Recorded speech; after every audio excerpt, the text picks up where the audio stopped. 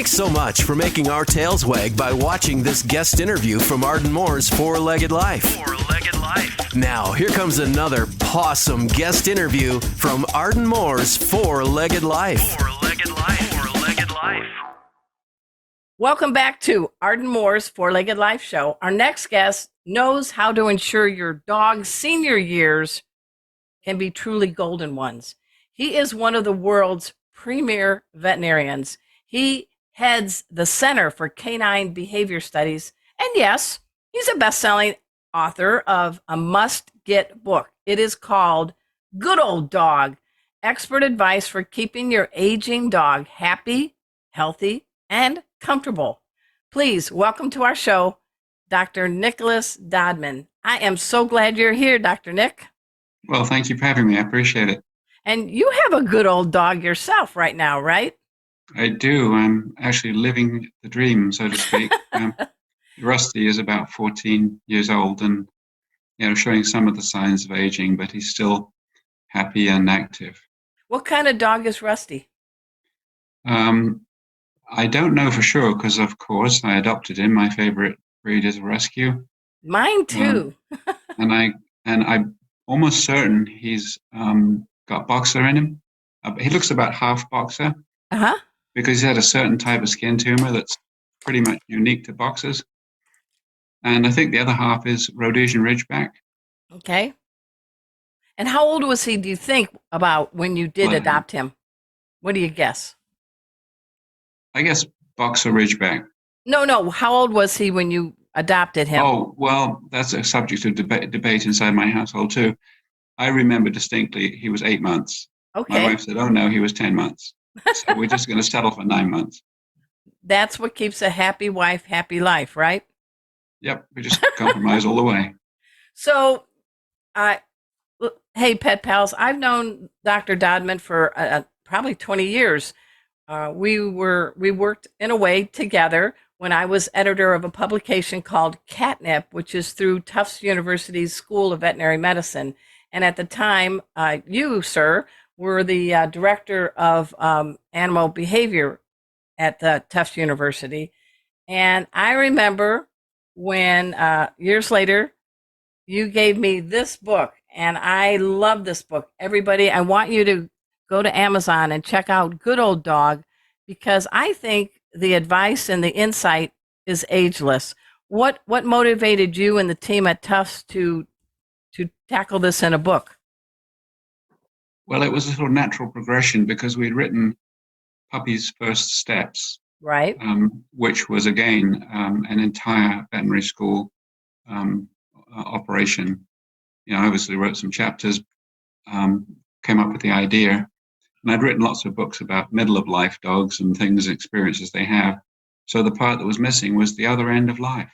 Right. So I said to the writer who helped to construct it. I was editor, and Larry Lindner was the actual hired for gun writer. Mm-hmm. And I said, let's tell real stories about older dogs and illustrate the conditions that they can get as they age. So really, because it's got serious veterinary input, Yes. It becomes almost like a handbook.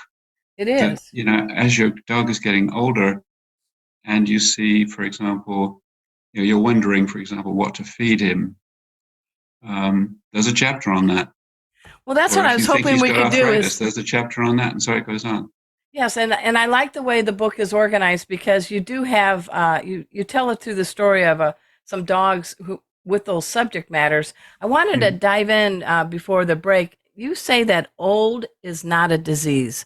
Old is not a disease. I mean, we all want to be Methuselahs. We can't be that way. But when it comes to our dogs, what does that mean? Well, it's just a natural progression through life. You start out, as an egg.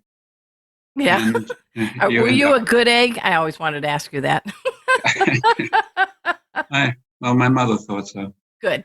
But and then you just go through all these transitions, and age in a way is it's a physical thing. It's the passing of years. So what is your age? As a dog, it's 12, it's 14 or so.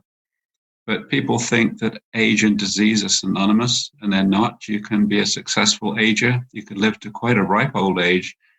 As some humans who are 20 years old and engaged in 100 years old, engaged in some super interesting project of reconstructing a pipe organ or some such, or into gardening. And I have a 98-year-old Flo from Oceanside, California, who lives with her 2 schnauzers and a friend. And that lady she's wittier than most people I know. Yeah, I met a little old dog the other day. You did? And he was it was like a Jack Russell type. Okay.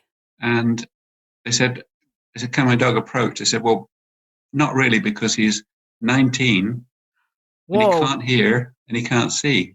But he enjoys life. He loves his food. He likes petting and, has lots of fun. But, he doesn't like to be approached because he can't sense it. And all of a sudden it's there and he could erupt. But so he was 19 years young, so to speak, having a good life. But he had some of the, the things that happen as you get older, whether it's hearing or eyesight or mobility, things do happen. So, well, do you think when it comes to that, do you think dogs are maybe better adaptable at some loss of a sense than maybe we as people are?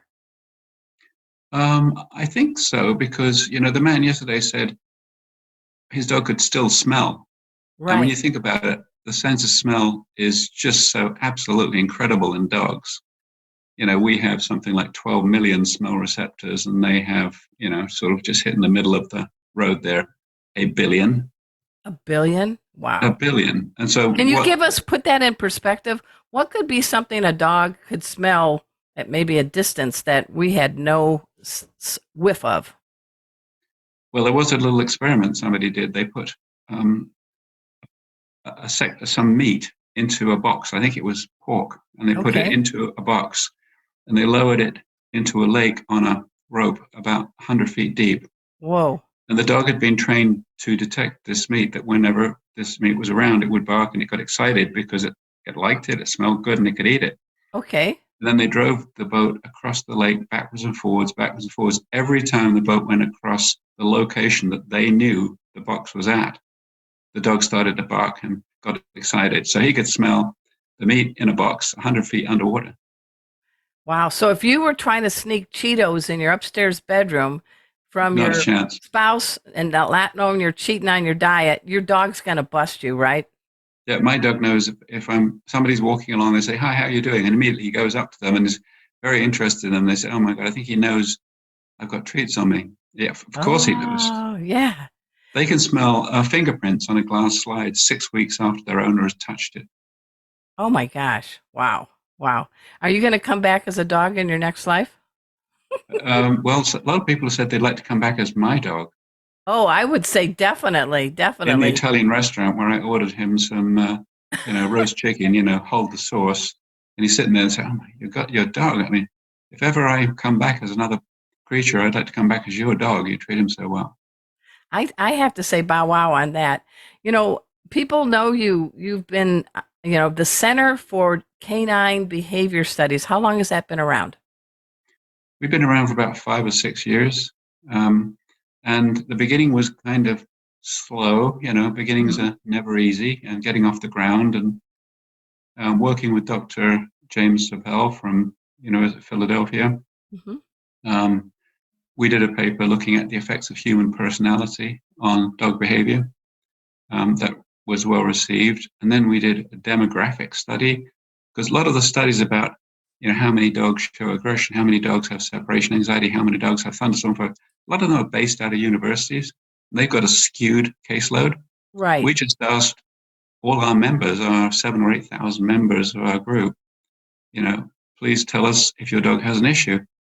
So it turns out, we had it exactly pegged. And we also did comorbidities, that those behaviors that statistically travel together, like separation anxiety and thunderstorm phobia, you can have one or you can have the other, but you often have both. Okay. Well, we're going to dive more into that after we come back from this break. Everyone, we're speaking with Dr. Nicholas Dodman. He is the director of the Center for Canine Behavior Studies and the author, one of the head author of Good Old Dog. So everybody, the drill. Sit, stay. We'll be right back. Welcome back to Arden Moore's Four-Legged Life Show. I'm your host, Arden Moore. We're with Dr. Nicholas Dodman. He heads up the Center for Canine Behavior Studies. And what's a quick website there, good doctor? The easiest way to get there is dogstudies.org. You made it easy. Actually, you can get there, drdodman.org. That's DRDODMAN.org. I like it. You make things easy. I want to talk about, we're going in with the senior dog. We have a lot of folks out there listening who do have gray muzzled dogs. Do you have any idea, why dogs may be living longer? And what can we do to extend a quality life? Well, I think, better healthcare certainly has allowed dogs to live longer. Better nutrition, just a more favorable lifestyle, Right. Dog walks, dog parks, getting out there, mixing, mental things, having fun and keeping your brain active. Well, I know, it's like true. a generation ago, there weren't food puzzles, there weren't snuffle mats. They Right. must have an impact mentally on a dog's longevity. All of the above. It's kind of the same as it wasn't that many years ago where the average lifespan of a human was 45 years. And now Right. it's, might not quite double that, but it's definitely increased. And again, it's due to better diets and medicine and various activities. And we know so much more about exercise is good for you and foods that you shouldn't eat and should eat and such like. Well, I love this book, and I'm holding it up for all you folks that are on the YouTube channel. You really have to get your paws on this book. One of the chapters I really think is important for all of us, you call it The Price of Aging Gracefully. What can we do to extend the quality of life for our good old dogs? It depends a little bit on the dog, but Okay. of course, I'm living the life of that right now with my dog Rusty, and he's basically we're not pushing him. We don't make Right. him do anything that he couldn't do. We understand that things are changing a little bit inside his body. He's got some arthritis. He had a couple of knee ligaments go in his knees, which were repaired, and he's had a slip disc.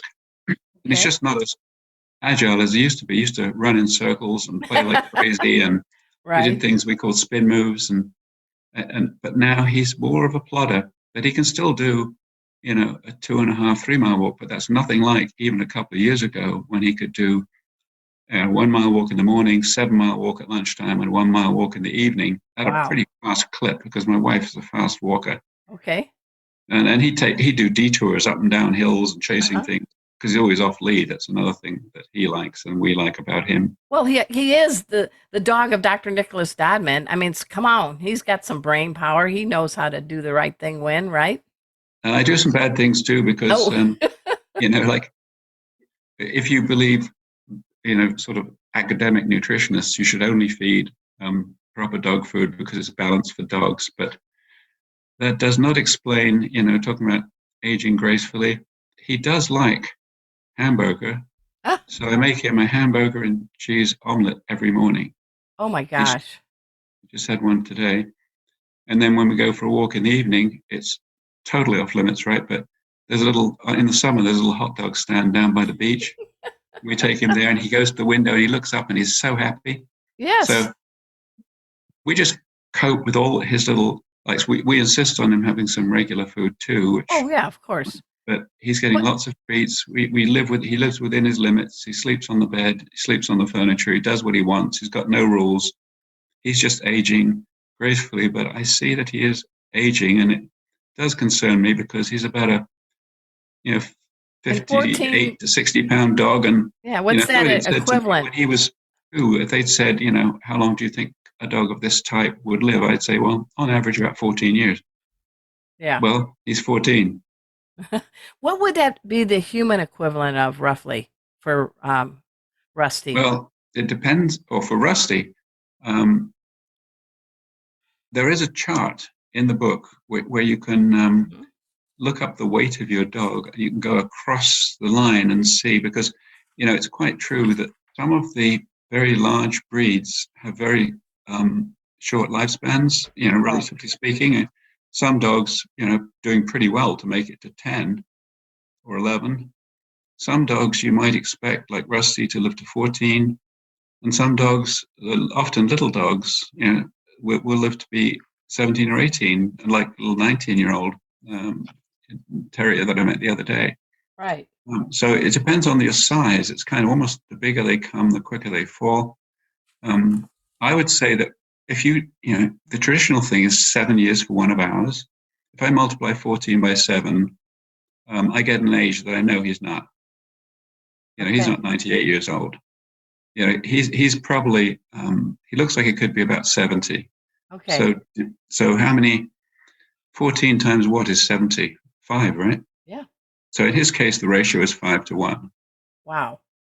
Well, if he was a female, you'd be calling him Betty White Woof, right? I certainly would. I met Betty once. So one section is, you say we have about 4 minutes left on the show. There's 5 common medical conditions of the older dog. Can you maybe give us a couple that we can look out for to be more and take more of a preventative approach to either avoid them or minimize the brunt of such conditions? I'm thinking kidneys. In the book, we did have that chapter on the 5 conditions, but I always thought, even at the time, that there were some other things that would be thrown in. So it's actually more than 5. It's more like 8 or 9. But what happens is, after the 5, then there's a chapter on another one I think should be in that list. And after that, there's another chapter on something that should be in that list, like heart disease. Then another thing that should be on that list. But if you add them all together, my own personal feeling is, starting from nose to tail, dental disease is a biggie, and that really must be looked out for. Preferably some kind of prophylactic treatment, toothbrushing or regular dental prophies at the vets. Even conscious tooth scaling by owners or vets is not out of the question. We scale Rusty's teeth conscious using, we've got the instruments, right? But click, click, click. Well, when you're a dog living with 2 veterinarians, that's a pretty good perk. But that's a bad thing, because in the old days, I remember, I'm old enough, having graduated many moons ago, that dentistry in veterinary medicine in the early days was, you wait till they're about 10 or 11 years old, they've got bad breath, and you take them in for a dental, and half the teeth come out. Yeah, well, and it's not just all about extractions now. It's about taking care of teeth like we have to take care of ours, because they've got to last your whole lifetime. And it's not just tooth for tooth, although they're useful for chewing. Right. It's that if you get periodontal disease, that showers bacteria in, can cause heart disease, infections of heart muscle, and also kidney disease. So it's more than just teeth. So I guess you're saying we do need to be down in the mouth with our dog because you can prevent a lot of major conditions just by getting into a hygiene dental habit. Absolutely. And there's some things that you can't do too much about, like progressive retinal atrophy is another disease of an aging dog where they progressively don't see so well. Yeah. They have some hearing loss. I believe my Rusty has a little bit of hearing loss. We thought for a while he was so obedient. He knew so many words. And all of a sudden, he just wasn't quite as responsive. And we thought, oh, he's just being naughty. And then, oh, wait a minute. No, he's not hearing us as well. There you go. He can still hear. And then moving down the neck, you've got kind of getting into the chest, there's heart disease. So I remember, at veterinary school, looking at postmortems, almost all of the old dogs had like little pearly nodules on the heart valves, so-called endocardiosis, and that causes valvular insufficiency. So the blood, instead of pumping all one way when the heart contracts, some of it's squirting back, so the heart becomes less efficient, and that can develop to congestive cardiac failure, either left or right side of the heart. When I looked at x-rays in my morning sessions, I could see that the lungs were getting progressively more opaque. You could see calcification of the main bronchi, the airways. And you go down further. Well, we've got about less than a minute left. So if I may ask you, Dr. Nicholas Dodman, what is one thing you would like to have everybody who's lucky to have a good old dog maybe practice to help that dog? Well, something I brought into a practice I worked at years ago, in fact, in 1972, when it wasn't very fashionable. And I said to the boss of the practice, it was just me and him, two people in this wonderful practice, and he had almost no clients. I said, you could build up your clientele very reasonably and for the good of dogs if you offered annual physical exams, regular health checks, and blood work. So I bought the machinery for him so he could do in-house blood work. And we started saying to people when they came in with the dog with some problem, let's see you again in a year minimum, and we'd like to check things. And of course, those checks might get more frequent when they pass an age where you might consider they were now getting older. My dog Kona is 8, and we now do every 6 months wellness exams. So that's not out of the question, right? Yeah, it's much better to see things coming before they come, because you can often head it off at the pass. It's what the Titanic didn't do. Had somebody looking out for the iceberg. Yes, that's true. That's a good point. Hey, everyone. We've been speaking with Dr. Nicholas Dodman. He heads up the Center for Canine Behavior Studies. You can go to, give us the website, good doctor. Dogstudies.org. All right. I hope you all have had a good time. We want to, at this time, give a pause up to all our guests on the show today. We had Rashi and Eric Wiese from Lucky Dog, and of course, the prestigious, esteemed Dr. Nicholas Dodman. I also want to give a shout out to our sponsor, Tevra. They make a lot of great pet products. You can get a 20% discount. Just go to Tevra.com and enter the code Arden20 at checkout. And for all of you tuning in, thank you, thank you, thank you. Tell your pals. And for all the stations airing our show from coast to coast, you can subscribe. It's easy and it's free. Just go to fourleggedlife.com. So until next time, this is Arden Moore saying to all you 2, 3, and 4-leggers out there, pause up.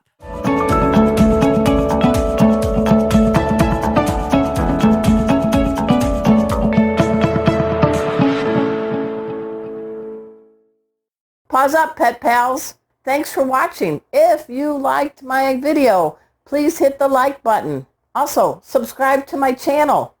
I want to keep providing you with great guests, special first aid tips, and yes, more videos of these guys. See you next time. Pause up.